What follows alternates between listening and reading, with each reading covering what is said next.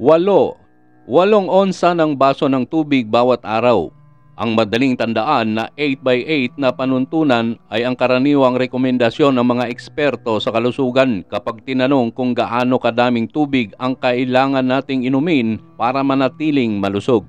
Iyon, sabi nila, ay ang perpektong sukat upang panatilihin ang iyong mental at pisikal na kondisyon. Ngunit kung ang iyong paghahanap para sa pinakamainam na hydration ay gumagamit ng plastik na bote ng tubig, kailangan mong maging maingat. Narito ang ilang mapaminsalang epekto ng plastik na diboteng tubig at mga plastik na bote ng tubig na sa halip ay pipiliin mong abutin ng gripo o filter. Bakit masama para sa iyo ang bote ng tubig?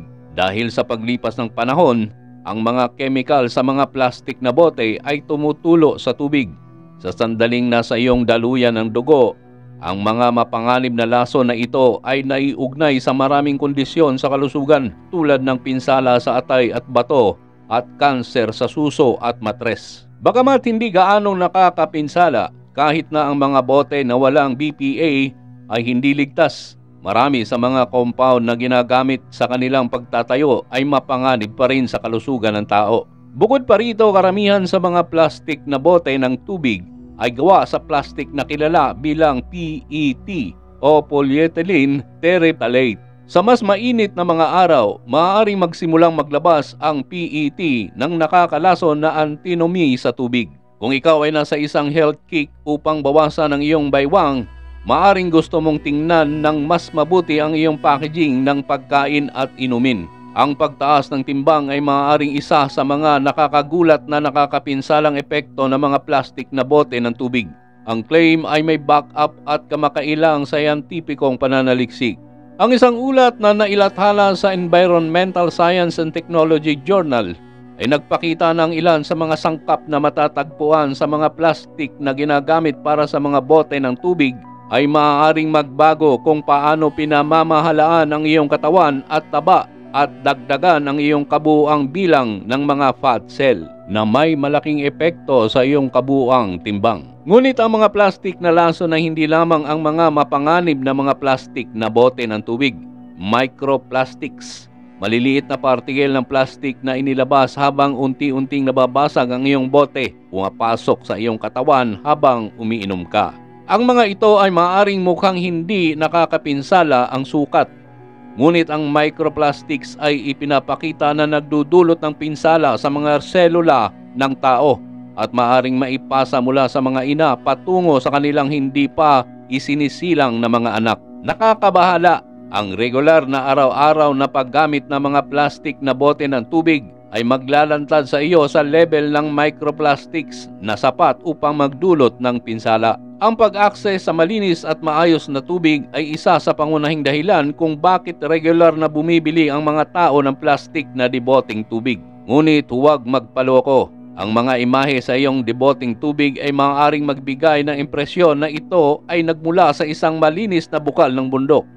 Gayunpaman, sa katotohanan ay napakaliit ng pagkakaiba sa pagitan ng karamihan sa mga deboteng tubig at yaong nagmumula sa iyong pampublikong supply. At ang iyong pampublikong supply ay napapailalim sa mas mahigpit at madalas na pagsubok bago ito umabot sa iyong baso. Ang mga lugar kung saan ang tubig mula sa gripo ay ligtas na inumin, ang mga mapanganib sa kalusugan na plastik na deboteng tubig ay maaaring mas malaki kaysa anumang pagkakaiba sa kadalisayan. Hindi lamang ang iyong kalusugan ang dapat isaalang-alang kapag pumulot ka ng isang plastik na bote ng tubig, kundi ang buhay ng libo-libong nilalang sa ilalim ng dagat. Ang plastik ay pumapasok sa ating karagatan na katumbas ng isang truck na basura sa isang minuto. Ang dami ng basurang ito, kabilang ang milyon-milyong plastik na bote ng tubig, ay may malalang kahihinatnan para sa marine wildlife. Noong 2018, isang sperm whale ang natagpuan na wash up sa Indonesia na may higit sa 13 libra ng plastik sa tiyan nito, kabilang ang mga plastik na bote.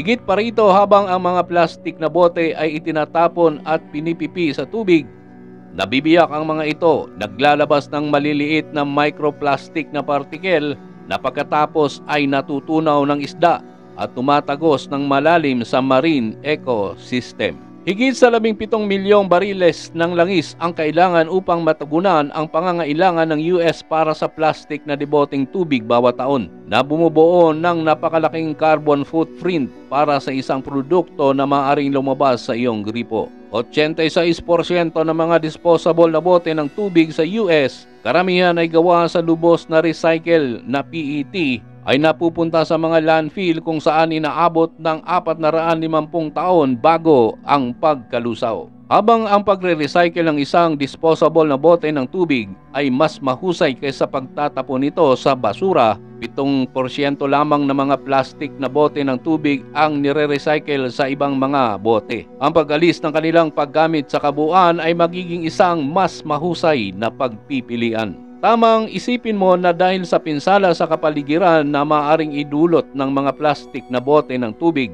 dapat nating gamitin muli ang mga bote sa halip na itapon ng mga ito. Ngunit ang pagre-refill ng mga plastic na bote ng tubig ay may sarili ring panganib sa kalusugan. Kapag mas maraming beses ginagamit ang isang disposable na bote, mas maraming kemikal at lason ang lumalabas mula sa plastic papunta sa tubig. Sa paglipas ng panahon, ang mga carcinogenic substance tulad ng BPA at DEHP ay maaaring mabuo sa iyong daluyan ng dugo at magdulot ng malubhang problema sa kalusugan. Bukod pa rito, ang mga gasgas at chips sa malambot na plastic ay maaaring maging mga lugar ng pagkakaroon ng bakterya, habang ang hugis ng maraming bote ay mahirap linising mabuti. Bagamat malamang na hindi mo maramdaman ang marami sa mga nakakapinsalang epekto na ito kapag umiinom mula sa isang plastic na bote ng tubig, kung regular mong ginagamit ang plastic sa iyong gripo, naiipon ang mga lason at microplastic sa iyong katawan sa paglipas ng panahon. Kaya ang paulit-ulit na paggamit ng mga plastic na bote ay maaaring magdulot ng malaking pinsala. Mas mainam para sa iyo at sa kapaligiran na i-recycle ang anumang mga plastic na bote na pagmamay-ari mo at ipagpalit ang mga ito sa paggamit muli ng mga metal.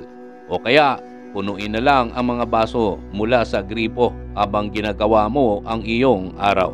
Hanggang dito na lang muna tayo mga katrip. Huwag kalimutang mag-like, comment at mag-subscribe. Magandang araw sa ating lahat.